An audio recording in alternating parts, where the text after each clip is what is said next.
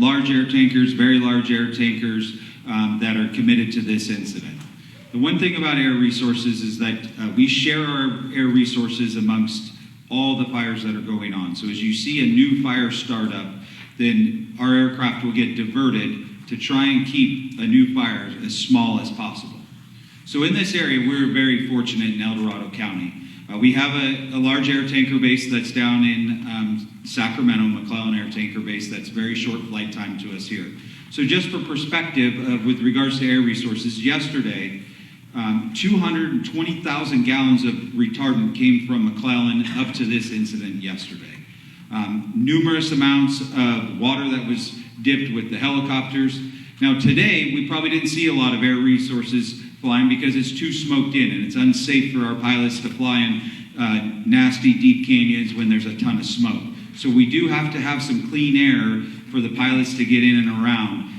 So as we talk, it's a good thing for us to have the cap on, but it also limits our air resources' abilities to get in and out. Some of the helicopters can skirt some of the outsides where it's not so smoked in and not so dangerous to fly, but with our fixed wing aircraft, we have to have some clear air. The pilots have to have a good entry point into the area and a great exit point to get out of there, especially as we're dealing with steep canyons. What you're seeing in those large aircraft, they are your passenger type aircraft that used to fly 300 passengers around the country that we've now put a tank in with a bunch of retardant in it. So they have to have that area to be able to get out in the long run to pull out. Does that answer your question, ma'am? It does. It's frustrating that there hasn't been an achievement on any kind of containment yet with all that flight time. Yeah, no, I completely agree. We put retardant in with the rates of spread that we saw yesterday in that big column. We put a ton of retardant in, but it's going to go right across it just because of the sheer force of the fire that was going yesterday. Any more questions on this? If Garden Valley is in a warning, why is there closures at Marshall and Greenwood and 193 and Black Oak? Okay, so your question is, if Garden Valley is in a warning, why is there hard closures at Marshall and Greenwood And 193 and Black Oak? 193 and Black Oak? Sheriff, do you? Who's working on that? You know that one?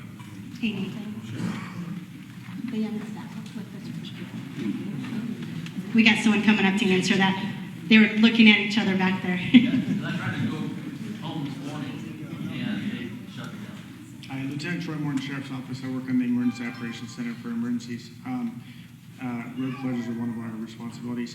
So we do move road closures as warnings and orders go in place because obviously we want to keep people out of the order area where your houses are sitting there by themselves. So the closures we have, they are in the warning area a little bit, but we only have so many resources to close roads. So we would have to have like 12, 15 officers to close every single road. We close it a little further down before they offshoot, and then we let residents go in there in the warning area. So if I want to go, because I'm off of Middlebrook and 193, so if I want to go up to my house tomorrow morning. If you're in the warning area, you would be able to get it. But the closure is at Black Oak, and my road's a little bit past in from that. Yeah, And he yeah. turned me around today.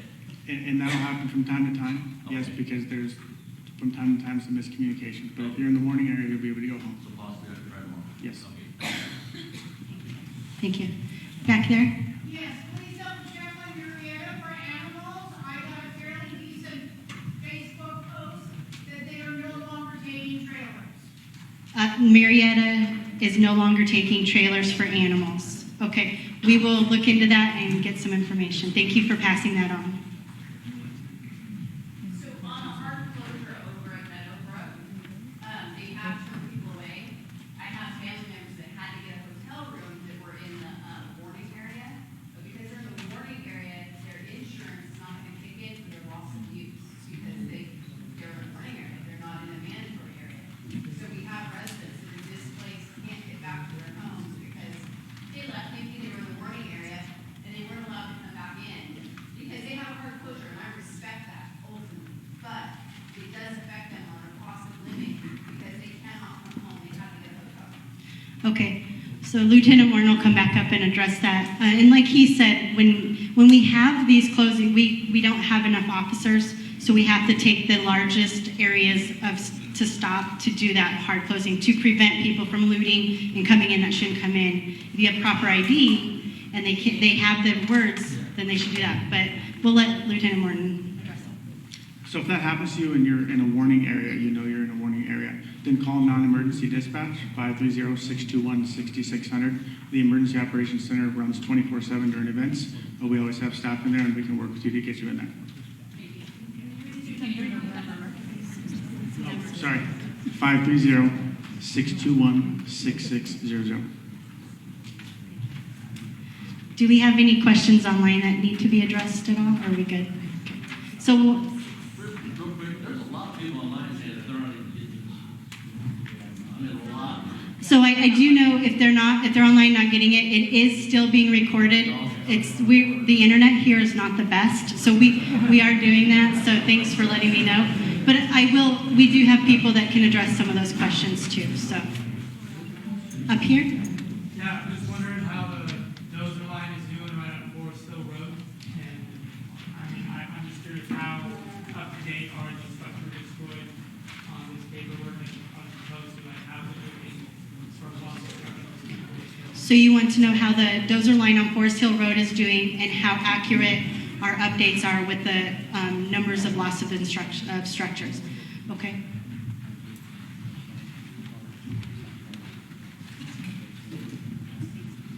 Yes. So on the dozer line, they are making some good progress into there. As the folks come off the line tonight, they'll bring in their GPS track logs, and then we'll be able to update the map. So as you see up on the map there, the little X's right above the red here, this is indicating completed dozer line here. So as we start getting that information in from our folks in the field, that'll get populated on this map for there. As far as as some of the numbers when you're talking about structure loss, we have started the damage inspection program and the process. So we have inspectors out there going to look, vet the information, because as we talk, information comes out. As we get through that process and it gets vetted and gets recorded, then we will get that to both of our sheriff's agencies on either side to move with the process from there. Understand that it does take some time. There's still a bunch of heat and fire in that area, and so our folks have to be able to go in when it's safe to do so, to go in and do some of those inspections. But that process did start today on both counties' sides. We have crews out there going in and checking in the structure areas to start collecting that data. And as we get that, we will get that made available to you folks. It's just be patient with us because we can't send those folks in to do the damage inspection while there's still active fire in there. Once we can get that cooled down, then they're in there starting to collect that data. Thank you. Any more on this side? One in the way back. Yeah, two quick things. One, we asked about propane tanks, and for the first time today, I actually looked at the U.S. Forest Service EMAP list, and in regards to propane tanks, they mentioned when you leave, if you can, take your portable propane tanks with you, or at least move them away from your home, because those are exposed too. And the second thing, I just want to thank everybody, appreciate the service. So his was less of a question, more of a statement that on the Forest Service page, it does talk about the propane tanks. If they are portable, to please take them with you or move them away from your home. And thank you, sir. We'll pass on your thanks too. Up here.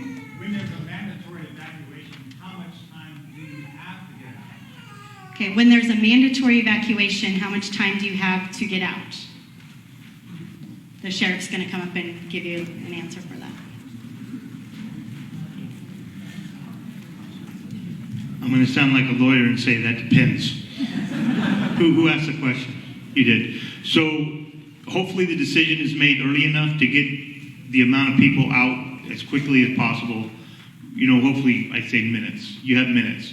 When the warning goes out is when you should start packing and start getting everything ready. When the mandatory comes out, it's time to go. So how much time do you have? Again, hopefully with the planning and everything that these folks are doing in the EOCs and the ICs, they're getting enough time so that the communities can get out. That's their goal. But there are times, as you've seen in different incidences, not here. Well, last year during the Caldor, Grizzly Flats had minutes. They literally had minutes. But luckily, in this incident and most of the other incidents in this county, we've had time to get folks out. Last year when the Caldor broke into Tahoe Basin, we had hours. We put it under mandatory. The entire basin was vacated in 5 hours. Gone. So for this one here, how much time do we have? If you go mandatory, it means leave now. Is there a warning, like a sound? No, you may hear high-lows going through your community, sirens going through your community, but have you signed up for the notification systems? So then you'll get that. And I do know across the state, all the emergency management office has emergency evacuation plans to help you guys kind of do a guide. And like the sheriff said, every day they're meeting on our evacuation meetings, and they prepare a lot of this evacuation notification stuff ahead of time, and they watch it constantly. So there's some tips there for you too. Any more on this side? All right, we'll go back to this side up front. I'm just curious about fire mitigation prevention practices in this area, like prescribed burns, brush removal. I know there's a lot of mountain enterprises equipment and volcano development. Yeah, I know that it's save homes. So you're asking about fuel mitigation projects that the El Dorado National Forest as well as CAL FIRE might have done in the area? And yes, Okay. in the past repairs. Okay. I will give it to these two over here to talk about. So, great question, and it's active management, and it's been active management on this for us for a long, long time. I can tell you that every community wants us to be treating the national forest immediately adjacent to them. Every community wants us to be prescribed burning those treatments the next year and the year after that, every year. And there's a lot of communities, and there's a lot of individual homes built deep into the forested lands all over this county and many counties all over the state, quite frankly.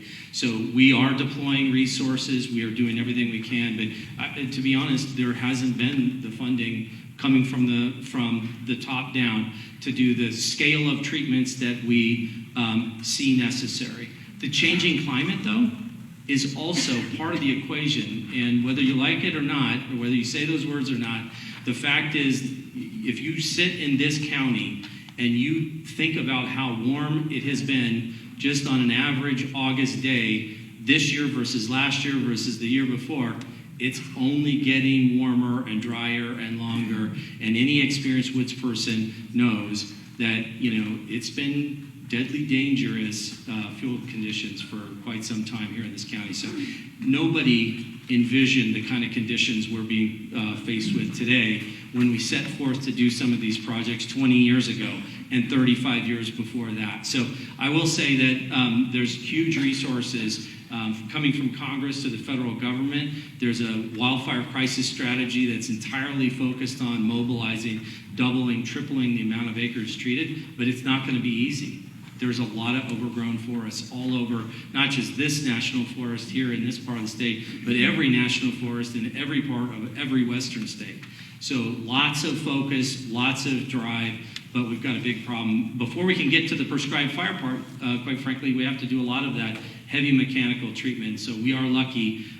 We don't have the kind of industry we once had here in the county to make the marketability out of the use of the wood, but we still have a tremendous logging capacity through professional loggers and companies, lots of contractors and folks who are actually right now building businesses to help us do our work. So there's, I could give you specific details in specific parts of the county and on the forest, and I'd be here all night. But offline, I can answer specific questions in specific communities if you'd like. And I'll turn it over to Chief Blankenham because I know the state's doing ramping up along with the Forest Service to increase pace and scale. So this is a good topic. So I think we all recognize that there's too much fuel on the landscape right now. I think that's recognized, and it's not just forest. It's private property. It's county-owned property. It's city-owned property. It's government-owned property. So it's a problem across the board. I don't think we recognized it so much of a problem until it started getting really dry out, maybe 10 or 12 years ago, and we started seeing the bigger fires and the bigger fires and the bigger fires, and the fuel problem really became kind of front and center in our conversation. The community level response to that in this county has been outstanding. I think we're up to 27 or 28 individual fire safe councils representing individual communities around the county, and they are extremely active. There's one council we call the Mothership Council, the Dorado County Fire Safe Council, that kind of helps facilitate all of those. And they've been extremely active in the past whole bunch of years, going after what Jeff just talked about there. The increased grant funding coming from the state, coming from the from the U.S. government, coming from some private entities, some of those kind of things. So the money coming in to do the fuels work is getting higher and higher and higher every year, which is a good thing.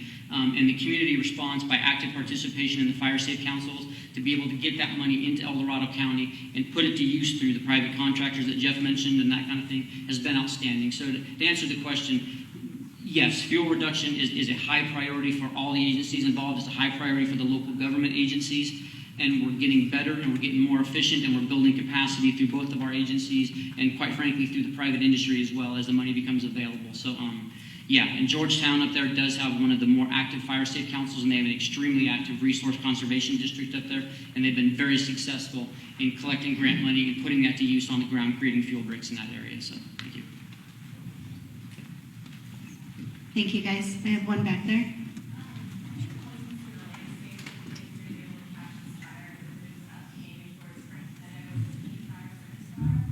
So your question was, any chance or any landscapes of where we're going to be able to catch the fire moving up north towards the King Fire Scar? Or the French Meadows? Okay. So yeah, that's something that we are looking at. I don't know if you've been up there, the King Fire Scar.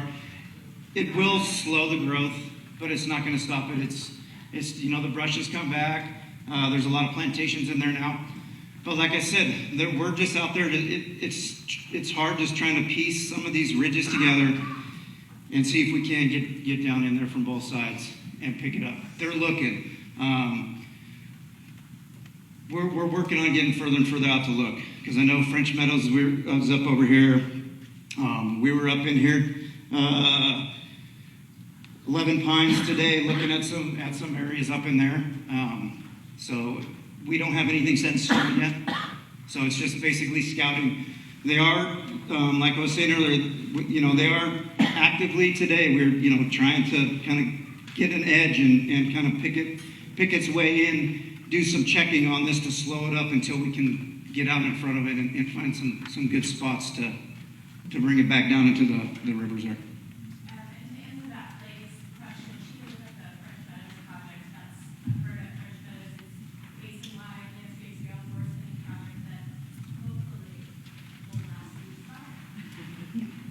I know we had one more right back there.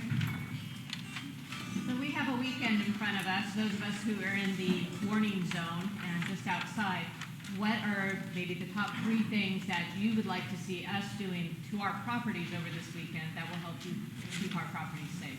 So the question is, during this weekend, those that are in the warning zone, what would we like to see the homeowners do on their properties that could kind of help out? And I think Peter's going to come back up and help answer that. Yeah. So the best thing to do is get your defensible space around your property, okay? So that's clearing the grass, the brush, any of the dead, trees and things of that such. Anything that's flammable, that's going to burn. Get it away from your house and your structures that you would like to save, which is everything, obviously. It's tough, if you have grass, water it, get everything green. That works too. I know we're in a drought. You guys probably have watering days like we all do. So that's a little tough as well. But the big thing is the big flammable firewood, piles of wood, junk. One man's junk's another man's treasure. But that kind of stuff you'd like to move away from the structures. And it helps us so when the fire crews do go in there, they don't have to spend as much time. They can go in there real quick, maybe cut some line around, throw some hoses out, and they're able to defend a lot more structures, they don't have to spend as much time on it. Does that make sense? Just as a follow-up, if we are being evacuated, somebody mentioned that if we leave our porch lights on or off, one of those two would indicate to you that people are gone or that there's still people home. Is there something that we should do at night to help alert you if we've cleared out? I don't know. I'm looking back at the sheriff's department to to get a confirmation of a yes or no for that. Hold on.